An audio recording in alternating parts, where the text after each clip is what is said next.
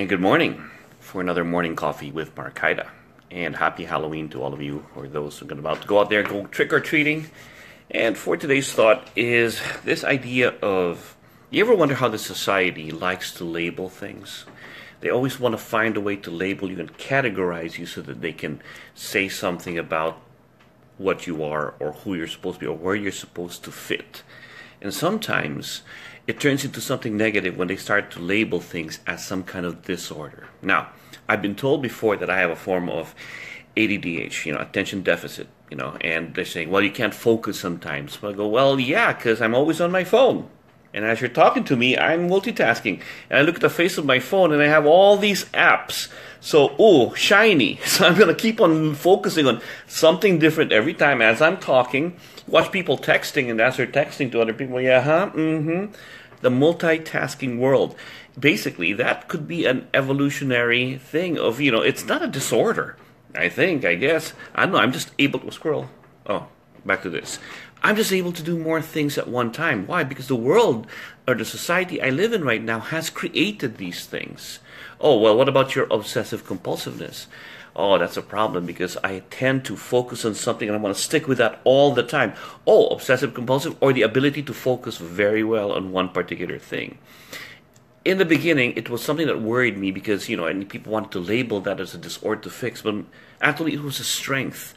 It's because of that I was able to find and be very creative with the art that I do. And it wasn't until I've met and I was studying with my other teachers that, for example, I used to like to keep notes. There's so many ideas in my head, I got to write down everything. Why? Because sometimes when I write down, I can focus on what's right down. I can really focus on it. Or sometimes it's to clear ideas so that there'll be more ideas that could fill in.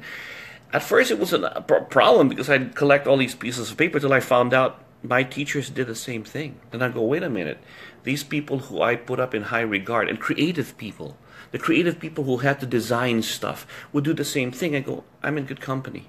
So I don't think of it as a disorder, but, an evolutionary adaptation.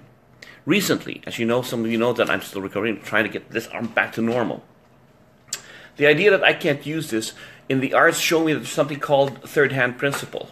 Third hand, one hand, two hands, three hands, or the idea of being able to still function or adapt if I can't have to use that, or this arm, or this hand, or whatever, right? I can use that because I can adapt to find other ways to be able to still function at the same time adapt.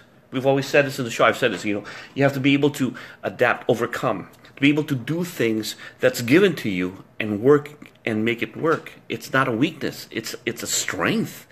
Think about the way society has pretty much labeled you in a negative way, because it's not labeling. It's me adapting to what I am. And these are my strengths, they're not weaknesses. Oh, you got ADDH. Oh, what? The ability that I can multitask?